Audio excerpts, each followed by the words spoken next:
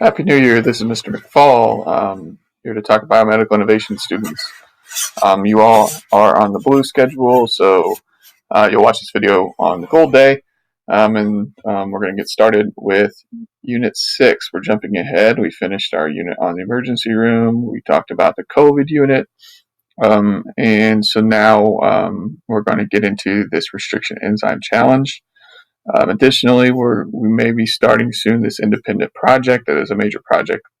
Really, it's not due until the end of second trimester. We may start talking about that soon, but for now, we're going to focus on Unit 6. We do bounce around quite a bit in this course, as you know. So, restriction enzyme challenge. If you remember restriction enzymes, those are the molecular scissors. They're basically harvested from bacteria. Bacteria use them to defend themselves against viruses. And unfortunately, due to the pandemic, you were unable to do the PGLO lab. You will do that if you're, I think all but one of you will be around for second trimester, or the second half of the course. But the PGLO lab, basically you transform bacteria. And if you remember, bacterial transformation is where basically you're consuming the contents of another bacterium and taking those contents up to allow for this. And that's how a lot of drugs are used. A lot of antibiotics are produced. So you watch that process in videos, but you didn't actually do it. So we're doing a similar process, and there's going to be a multi-day lab that you're going to be doing where you're going to be constructing and cloning recombinant DNA. And so we're going to go through that process. And so you're going to need your lab journal for this. This for 611, there's no specific handout that you're going to follow, or there's actually nothing in Canvas that you need to follow as well. So just a little background to go through on your gold day here is read this background information and understand that a plasmid, remember, is a circular piece of DNA that can be separated and cut and then ligated together with an enzyme. Using enzyme ligase, you can insert a piece of DNA. So plasmid DNA can be cut. Think of like a rubber band. You cut the rubber band, and then you can insert another piece of DNA into that. And then if you then uptake that plasmid into other bacteria can produce whatever that coded piece of DNA has been inserted for. So insulin production is done this way. Bacteria uptake the human insulin gene and then produce human insulin, which can be harvested.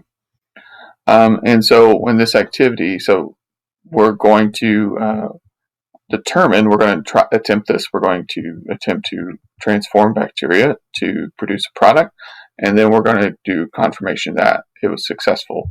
And that's an activity 612. 613 is, we're doing basically this in 612, 611, 612. 613 is a different lab. It's a very, very long lab that we don't do. 612 is more of the short version of the lab, and by short, I mean it'll take us a couple weeks to do. But there's many, many steps in the process. So there'll be a module organizer that you'll be doing this week where you kind of do an overview of that. But first, before we get that, we want to review restriction enzymes. So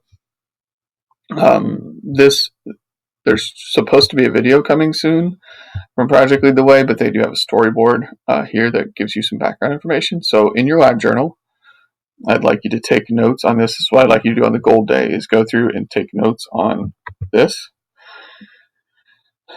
And just try to understand what recombinant DNA technology is, how these restriction enzymes function. All right, make sure you understand like sticky ends and how those can be then recombined into plasmids, and what the importance is of the restriction enzyme that you choose. Why is it important to choose a certain type and to be consistent? And then what is ligase? How is ligase involved? And ultimately, how do you get the organism to uptake the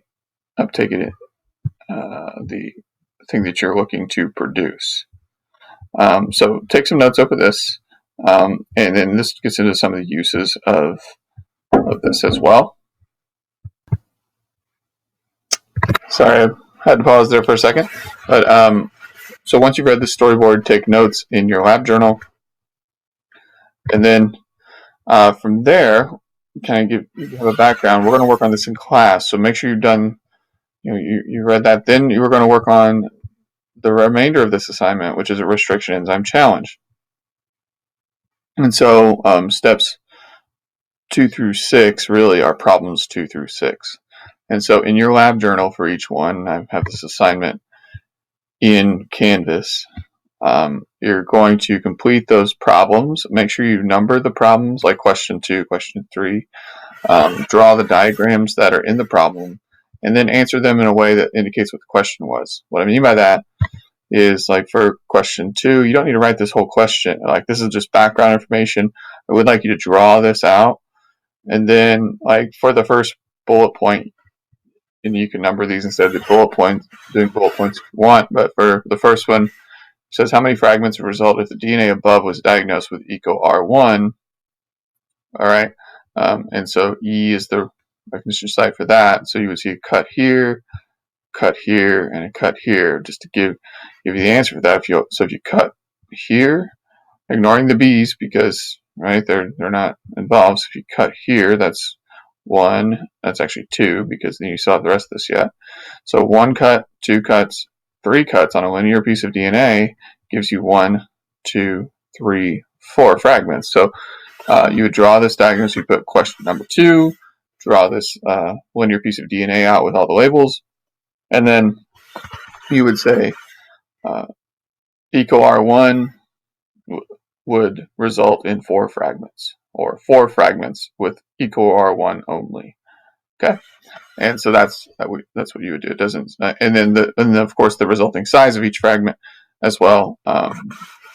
So just make sure, don't just list a bunch of numbers. And I know you're all intelligent enough to do that, but just want to be clear. That helps me to be able to see if you're understanding it. So because what we're doing in this lab is we're going to be cutting DNA, so we need to understand that process a little bit more. So some of these get a little bit challenging.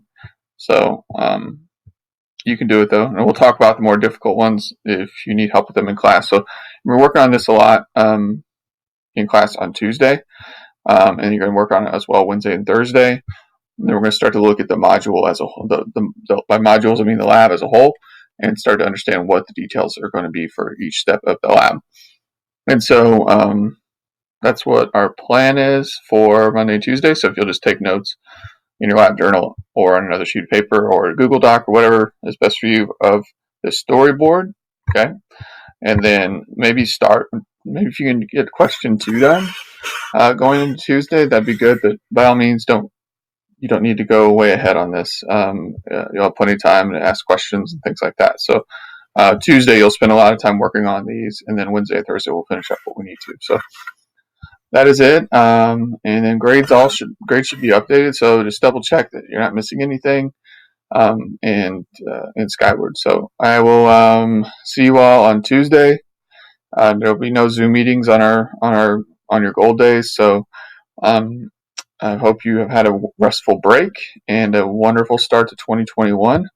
And can't wait to see you all. It's your last semester, last start of the second half of the year, and leading up to graduation. So finish strong, and I can't wait to. I'm excited to be able to have the opportunity to finish the year out with you all. So, all right, I'll see you soon. Thank you.